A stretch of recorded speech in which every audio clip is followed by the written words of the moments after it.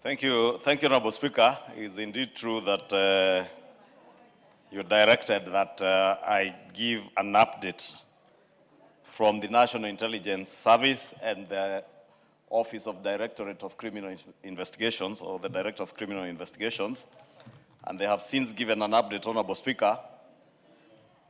Honorable Speaker, let me say first, you directed that we give this today. If you can protect me from the noise behind me.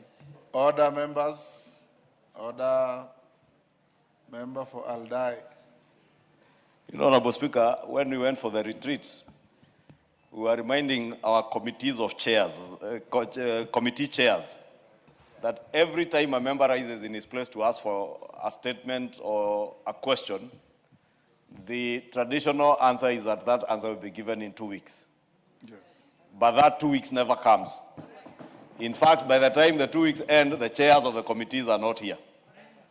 If only the chair for agriculture would be listening and not on his phone. And I'm saying that, Honorable Speaker, because if you look at the order paper, Honorable Speaker, we have prioritized a lot of committee business. Yes. And we are only doing that in the House Business Committee because from next week and the other week, we begin the budget making process, and budget-related and other priority government business will take priority over any committee business. So if a chair of a committee is not in the House to process or prosecute the business of their committee, then you lose that opportunity, and that business is likely to lapse at the end of the year. And Honorable Speaker, I want to beg that this year you don't be very generous in allowing chairs to rescue their business if they will not be here to prosecute business on the floor of the House. And I have written to them in the liaison committee group to make sure that they are all in place. Honorable Speaker, I was taking the liberty to say that because you directed that I give this within a week by today, and I have my report ready.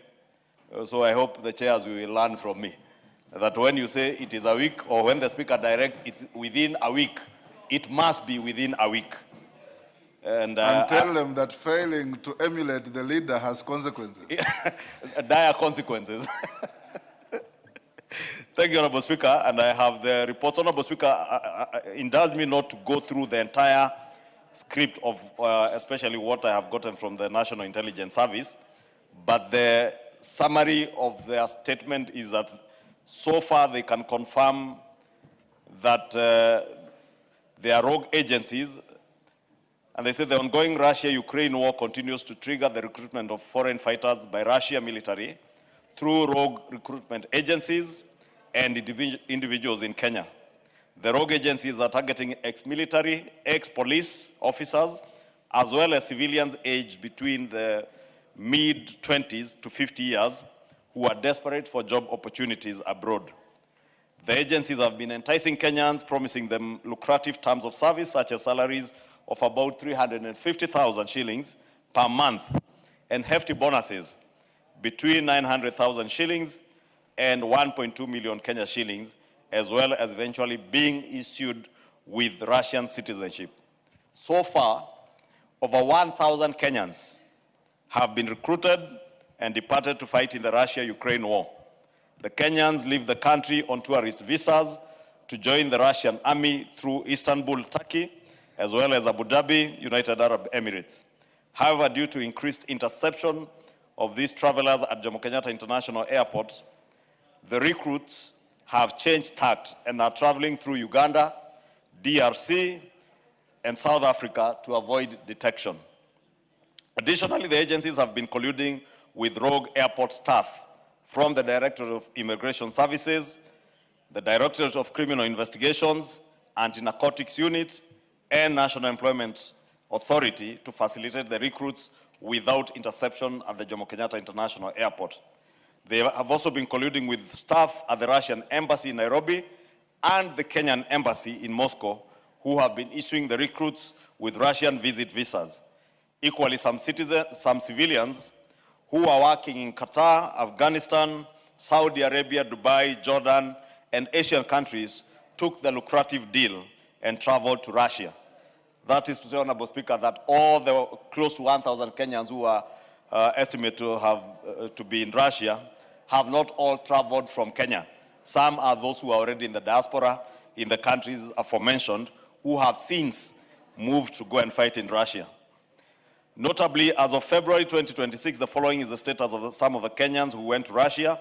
39 are hospitalized, 30 have been repatriated, 28 are missing in action, 35 deployed in camps or bases, 89 are on the front line, 1 is detained, and 1 has completed the contract. Global Face Human Resources Limited, a private recruitment agency located along Koinange Street in Nairobi, owned by one Festus Arasa Omwamba, and his number is given here. The agency is registered under a number that is given and was registered on the 15th of February 2024 and currently not accredited by the National Employment Authority. The agency has actively conducted recruitment drives in Kenya targeting skilled and semi-skilled youth for foreign employment, as in using the Kazi Maju initiative to present itself as a legitimate government-endorsed recruiter. The recruits depart the country on tourist visas to clandestinely join the Russian military. Their travel routes are through Istanbul and Abu Dhabi in the UAE, as mentioned. Several victims have returned to Kenya either maimed or having managed to escape from the war zone through the assistance of the Kenyan embassy in Moscow. Majority of the recruited Kenyans indicated that they were made to sign contracts by the agency and an unnamed overseas employment support agency based in Moscow, Russia. Upon arrival in Moscow, they were taken to military camps, trained for 3 weeks, and subsequently deployed to the battlefields against Ukraine. They indicate that they have since shared intelligence with the Directorate of Criminal Investigations, who have since conducted a raid at one of the identified holding bases in Great Wall Apartments at the river on the 24th of September, where 22 victims, all aged between 24 and 38 years, were being held pending travel. They were under the care of a Mr. Edward Kamau Gituku and a Mr. Joel Mushiri Ngugi, alias Caleb.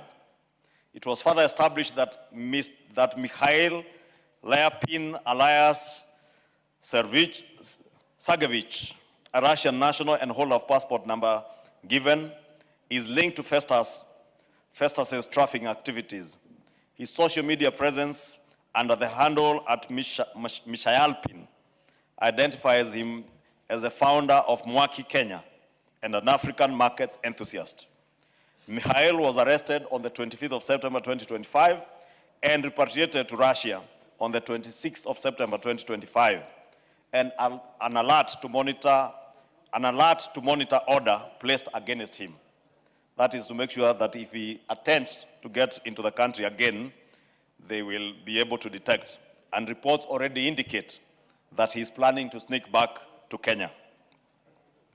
Inspo Care Health Limited, situated near Muthaiga Square along Thika Road, Superhighway, and Universal Trends Medical and Diagnostic Center, located near City Hall within Nairobi CBD, were being used to conduct medical examinations for the potential recruits. The recruitment of Kenyans to fight in the ongoing Russia-Ukraine war is exposing Kenya to various risks, endangering lives of innocent young people, and has the potential to cause diplomatic tiffs between Kenya and the two warring countries. The National Intelligence Service will continue to share actionable intelligence aimed at mitigating risks associated with Kenyans seeking overseas jobs. And they have already, as indicated, shared that with intelligence with the National Police Service through the Directorate of Criminal Investigations. And in the report that the DCI has filed, they have also corroborated what the National Intelligence Service is saying, that they indeed received intelligence in September of last year, and the DCI, through the Transnational Organized Crimes Unit, TOKU, received that intelligence that Kenyans were suspected to be victims of human trafficking, were being held at Great Wall Garden, Mavoko Sub-County. They arrested the people named, and Honorable Speaker, during the raid, they also recovered 39 unsigned employment contracts, 16 passports belonging to the victims, 2 mobile phones belonging to the suspect, and a cook, 2 laptops, 1 HP printer, and a motor vehicle whose registration number is given, believed to have been used to transport the victims. Court orders were subsequently obtained to exploit the mobile phones and laptops, and analysis ongoing. and also to acquire M-Pesa and Airtel money statements that have since been received, acquire bank statements from Equity and KCB, and responses from the banks have been received by the Directorate of Criminal Investigations. Honorable Speaker, they say that investigations established that recruitment was conducted through an agency named Global Face Human Resources, just as the National Intelligence Service has collaborated. And the other agency that was found to be conducting similar recruitment is Talent Shepherd Agency, which is, again, just like the first agency, not registered under the National Employment Authority. Several brokers and agents were identified and are all under active investigations. On financial investigations, Honorable Speaker, 17 victims confirmed payments via M-Pesa and bank transfers amounting to a total of 975,800 shillings. Additionally, 3 returnees confirmed to have paid Kenya shillings 640,000. Total confirmed payments so far are Kenya shillings 1.615800 million shillings. Bank accounts belonging to Edward Kamau Gituku and Festus Arasa Omwamba have since been frozen. On investigations, again, they have established the role of Festus Arasa Omwamba, and that is a gentleman, the honorable member for Kilgoris furnished the house with last week. An investigation established that Festus Arasa Omwamba is believed to be the Kenyan-based mastermind and is associated with the other agents in Moscow. Festus organized accommodation, Russian bank accounts, and coordination with employers in Russia. Victims were promised bonuses ranging from Kenya shillings 910,000 to Kenya shillings 1.2 million shillings. Victims were required to open Russian bank accounts upon arrival. A stop order has been placed through immigration against Festus Arasa Omwamba. However, he has filed an anticipatory bail under High Court case number HCCR, miscellaneous case E110/2025 at Milimani High Court. The matter is scheduled for directions on 30th March 2026. The Office of the Attorney General is handling the case. On return victims or returnees, they say 3 victims were rescued to Kenya: Mr. Vincent Odhiambo Awiti, Duncan Moogi, Stanley Mongai Kamau. From their statements, Russian bank accounts were opened in Moscow. They underwent 9 days of weapons and explosives training. Only 9 days. They were deployed to active war front areas. One Kenyan, Eric Korinko, was shot and unfortunately lost his life. Others remain injured or missing in Russia. The pending actions is 1, arrest of additional brokers and agents. 2 is collaboration with Ministry of Foreign Affairs and Diaspora Affairs to trace victims abroad. 3 is recording statement of mentally unstable returnees. 4 is completion of forensic analysis of the electronic devices that they have obtained court orders as indicated in the report by DCI. And 5 is receipt of the pending bank reports. The name of Simon Diema Kitereswa has not featured in their investigations, but analysis of documents and intelligence continues. I think this Mr. Ndiema is the one the member for Kilgoris had asked about. On the challenges that the DCI notes, he says 2 medical facilities, Inspo Care Medical Center and Universal Trends Medical and Diagnostic Center obtained a High Court injunction restraining investigators from accessing victim medical records. Anticipatory bail application by Festus Omwamba is pending determination. The matter against Mr. Edward Kamau Gituku is active before Kahawa Law Courts and is scheduled for mention on the 19th of February 2026 for pre-trial conference and disclosure.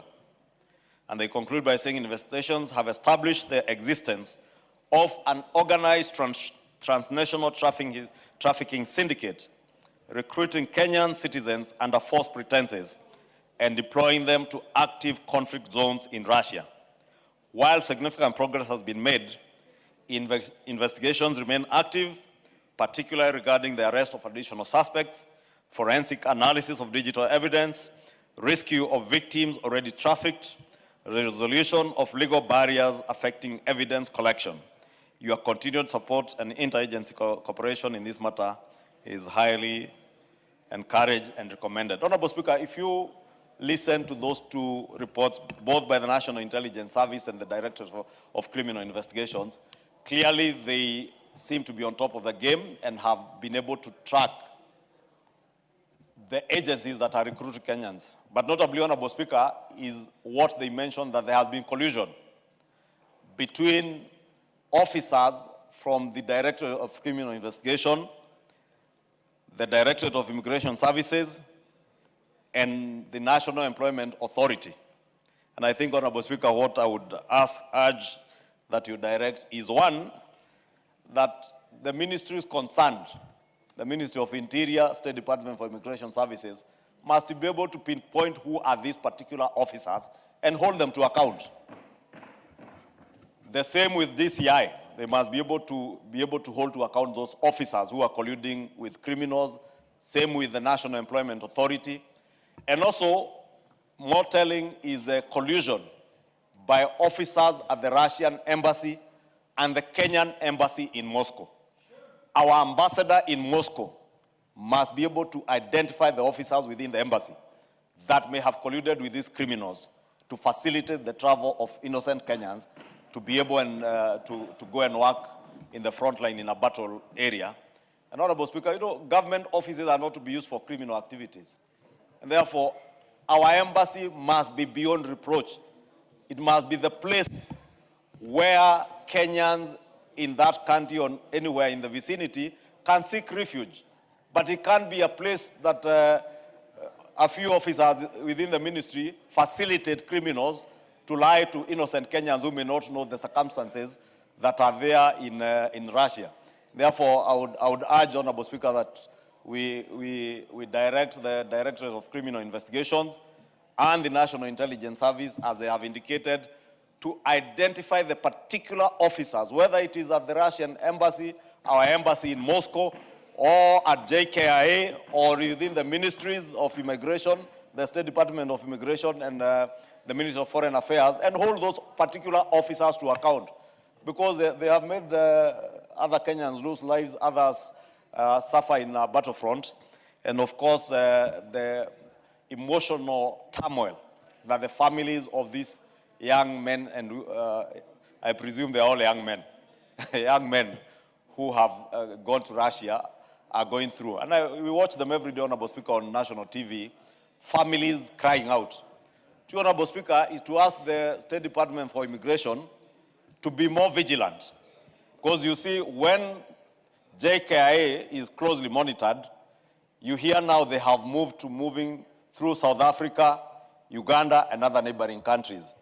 And that explains, Honorable Speaker, why you see a number of the victims, many of them are from the western part of Kenya, because of the proximity of the border to Uganda and the other countries on the west of our country, where they can now get through, even those who are going to South Africa, to be able to leave the country.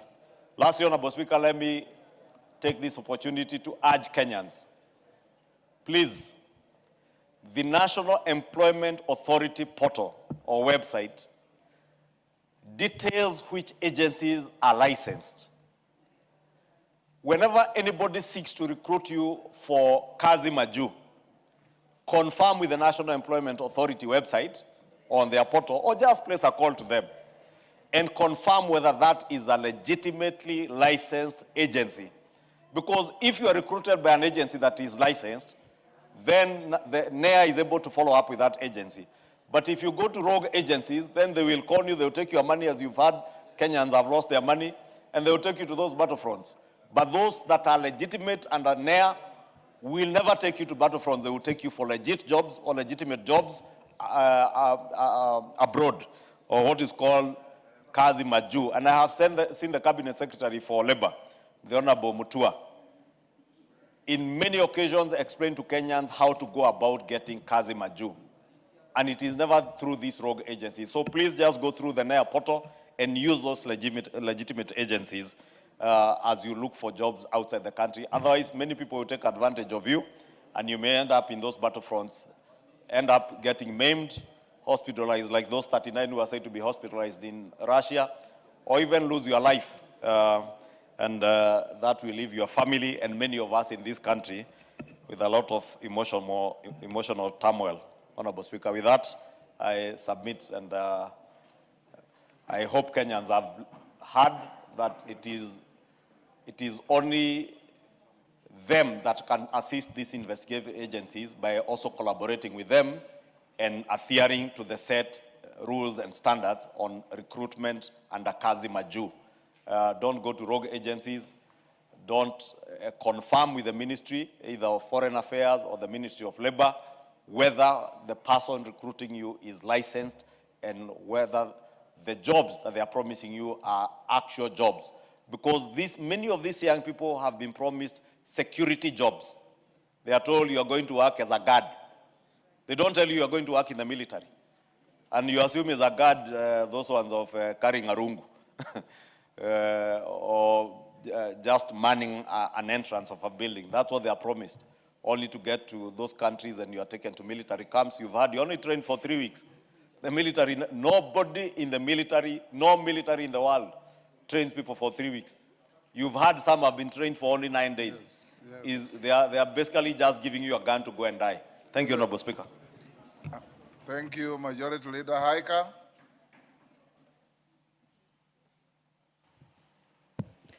Thank you, Mr. Speaker. While appreciating the report of the Majority Leader, Mr. Speaker, these are issues that come to our committee each and every day, Mr. Speaker. I have had a chance to sit with NEA severally on the same matter of rogue recruitment agencies who continue to exploit our Kenyans.